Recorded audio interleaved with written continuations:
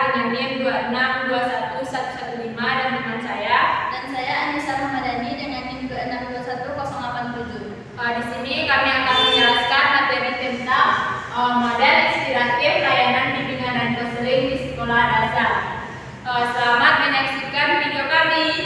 Baik, di sini saya akan menjelaskan materi yang pertama, yaitu tentang karakteristik peserta didik di sekolah dasar. Yang mana karakteristik ini berasal dari kata ini, karakter. Yang mana karakter ini berarti tabiat, watak, ataupun kebiasaan.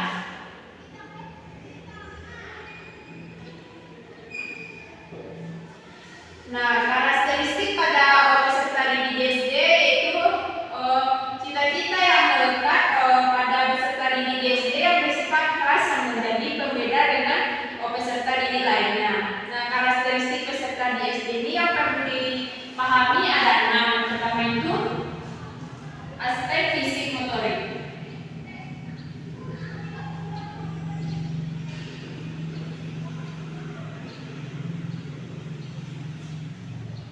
Yang mana perkembangan fisik pada peserta SD dicirikan dengan beragamnya variasi pada pola pertumbuhannya, yang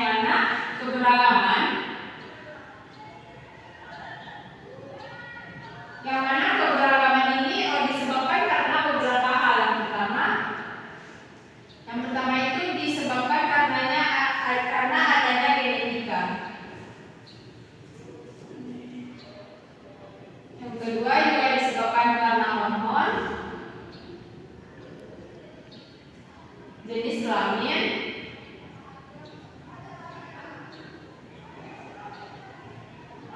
yang keempat juga asal etnis, terus yang terakhir adanya penyakit yang diderita.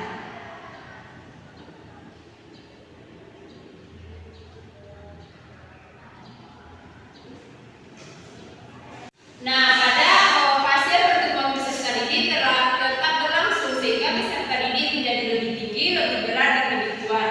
Nah, usia sekolah dasar yaitu pada usia 7 sampai 12 tahun.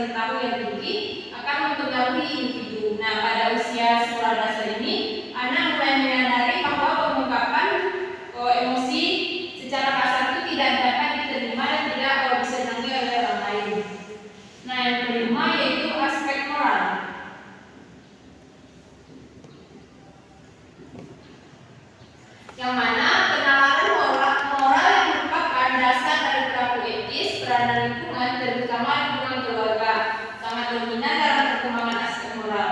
Nah, pada mulanya anak melakukan perbuatan moral dari meniru ataupun mengamati, kemudian menjadi perbuatan atas prakara sendiri karena adanya kontrol atau pengawasan dari luar, namun kemudian berkembang karena kontrol dari dalam dirinya. Nah, yang terakhir yaitu aspek religius.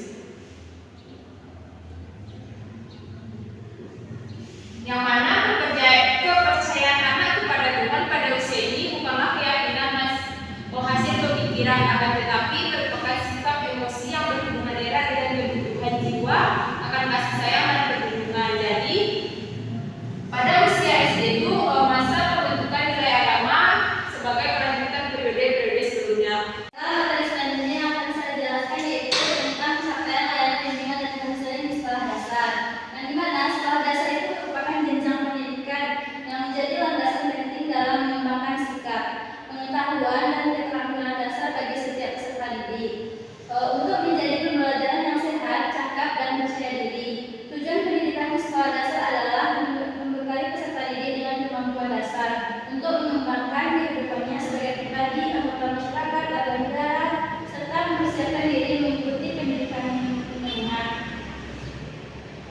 Kompetensi yang harus dicapai peserta didik di sekolah dasar adalah keterampilan dasar membaca, menulis, dan juga berhitung.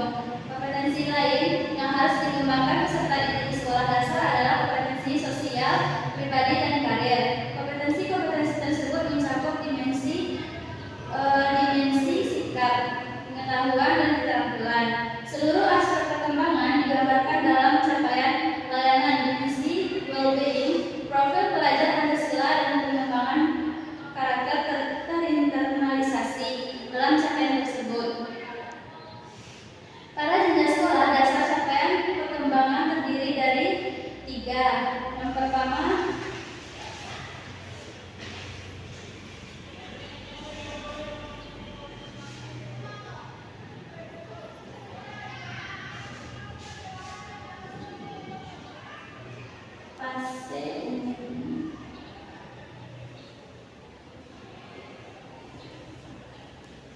fase A.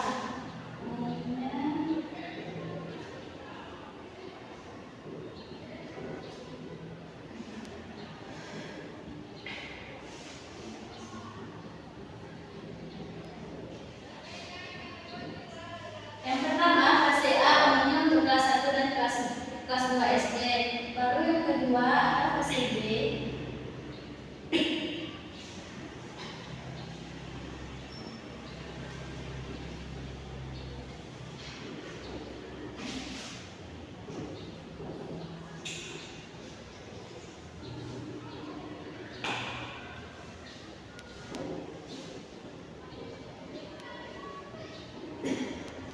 Fase yang B umumnya untuk kelas 3 dan 4 SD. Kemudian fase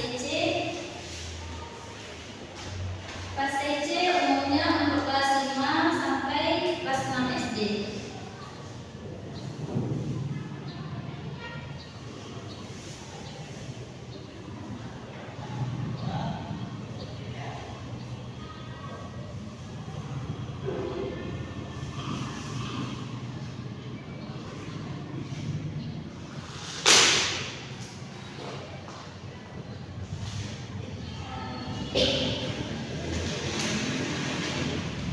Capaian layanan bimbingan dan konseling dijabarkan pada 3 tahapan internalisasi yang mencakup antara lain.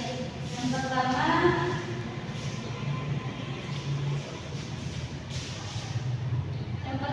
pengembangan.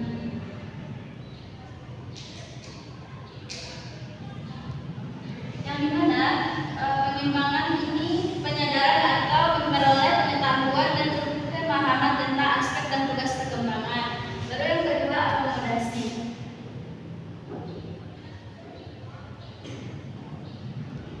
Akomodasi ini memperoleh pemaknaan dan internalisasi atas aspek dan tugas perkembangan. Lalu yang terakhir, tindakan.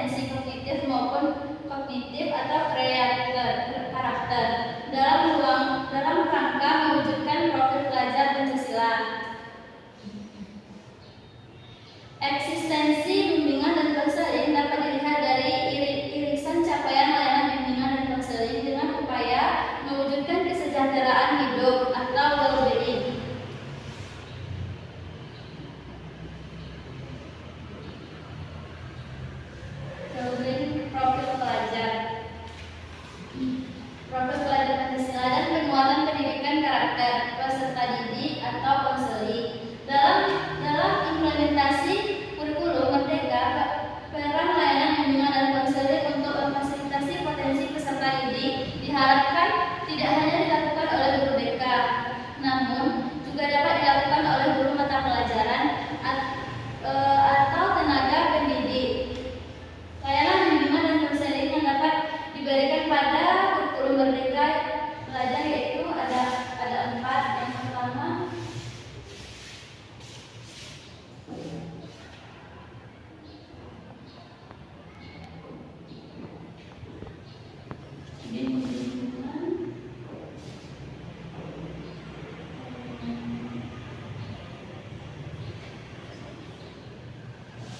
Yang pertama, bimbingan layanan belajar.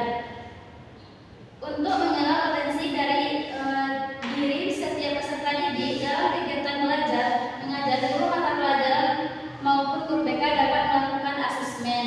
Yang kedua,